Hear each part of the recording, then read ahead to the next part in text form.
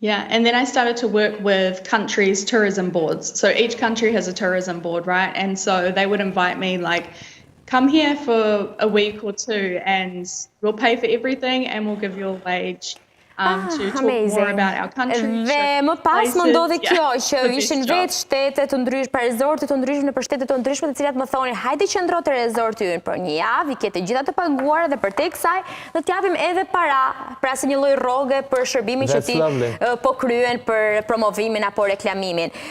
Would like to know more about these 7 years in Zelanda, yes, about the traditional the food, for example, the traditional costumes, if you wore them, things like that. That would be nice to keep it at the end. I want to know you have some other questions? Some other question about traveling. The most expensive country where you have been and the cheapest country where you have been. Për ta përkthyer në shqip, se biseda jonë vazhdoi në anglisht në studio, kemi shumë pyetje në fakt për Arnitën. Unë jam kurioze për Shqipërinë, Flori është kurioz për botën, kështu që me qemi të bota po vazhdoj me pyetjet për botën dhe Flori pyeti cili është shteti më i shtrenjtë dhe i kushtueshëm që ke vizituar. Dhe shteti më i lirë që ka vizituar, udhëtimi më i lirë që ka patur. Ja. Very good question. I think the most expensive was Switzerland. Which one, sorry? The cheapest was India, Switzerland. Switzerland, më i shtrenjtë ka qenë Zvicra, edhe më i liri ka qenë India.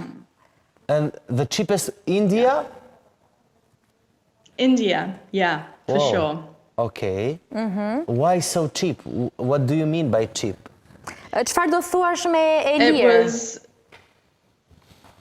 Yeah, so it was like the food, the travel, the hotels were incredibly cheap there. Can we ask you? It was quite a few years ago, but yeah, you spend it. Edhe pse kam qenë vite më përpara, thotë që hotelet edhe transporti ka qenë i lirë dhe Flori pyet na trego pak edhe me shifra, me shumën që ke harxuar. For 1 week. Për një javë për shembull. How much did you spend? I couldn't tell you. I was there for 6 weeks, but I can say a meal was maybe 50 cents, 50 cents, yeah. So it was very cheap, the train, everything. 15 cent? 15 cent që një vakt, po. Okay. Pra, ose 150 lek. 150 lek një vakt. Wow. 150 lek i bie të reja. Jo, të vjetra, si bie 1500 lek pastaj, i bie €1 i gjysë. €1 you mean? No, or 15 cents? 15 cents, even less than €1. 50 cents. Është 150 lek të vjetra, një 10 lekë, një 5 lekë, për ju që po na ndiqni. 15 cents. Çfarë hëngre edhe 15 cent? You can have a really good meal. It's a homemade meal. Madje mund të hash një gatim shumë të mirë tradicional të bërë vet. Wow. Në Indi. Interesting. I never thought of. And why Switzerland? How expensive is Switzerland? Edhe për Zvicrën, pse ishte shtrenjtë tregon dhe pak. It was quite a few years ago that I went to Switzerland, but I remember going into McDonald's and I thought because this is the cheapest place that I can get a meal, right? It wasn't. It was so expensive. What do you mean by it was like double the price of New Zealand. Kam qenë në Zvicër para shumë vitesh dhe kam qenë në këto fast food si McDonald's dhe kam menduar që është vendi më i lirë për të ngrënë dhe aty ka qenë çmimi 2 fish sa që është zakonisht dhe në fakt ka të drejtë. Would you say for a burger, like for a burger? Diku tek €25 I believe it's a meal there few years ago. It's expensive, yeah. The scariest experience you had? Eksperienca më e frikshme që ka patur? Po. Ndjes edhe një herë? The scariest experience. Eksperienca më e frikshme, po. Me thash. Cila është? I'm gonna say probably India, honestly. I traveled around by myself, just solo, for 6 weeks. And as a female, that can be a little bit tricky. You get a lot of attention. And so, there was a lot of situation in India where I would sit down to rest and enjoy a view, and suddenly there would be just a crowd around me taking pictures.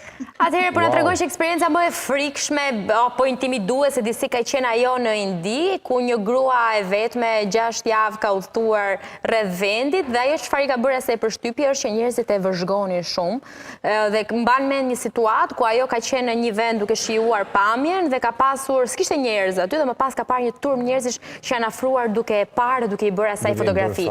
And now let's switch and go back in Albania these 7 years, because I would like to ask you very quickly about your favorite Albanian traditional food. Which one is? E pyes për ushqimet tradicionale shqiptare, preferuarat e saj?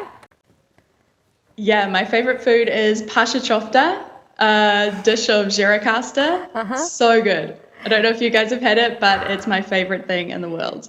I pëlqejnë ushqimet tradicionale të Gjirokastës, si pasha qofte, dikush më korrigjoj nëse pasha qofte. Nëse e thash gabim. Lovely food. Gjirokastra is amazing. It's amazing. Yeah. Jo ha qofte Gjirokastre, regjia, pasha qofte. Është, po. E rregulloj. And what else? I love, is it tavi kosi, the lamb with the yogurt? I love that. I pëlqen tava e kosit, kosi me misht e qingjit që bashkohen. So good. Yeah, I love burek. I love everything. Like, your food is just incredible. Dhe ushqimi juaj është mrekullueshëm. Yeah, have you tried to cook burek with your mama? Yes, yeah. Të gatuash burek me I started vjerën. making it.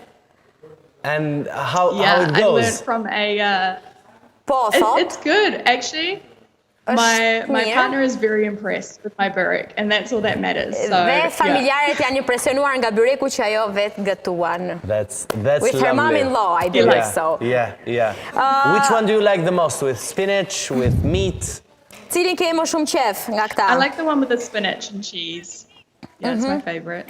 Kush ishte i preferuari se nuk e dëgjova? Ishte me spinach e energjisë. Me spinach e energjisë. Thank you very much for having you, and we will welcome you next time in our studio. Yeah, you're welcome. Thank you. Faleminderit. Faleminderit, Anita.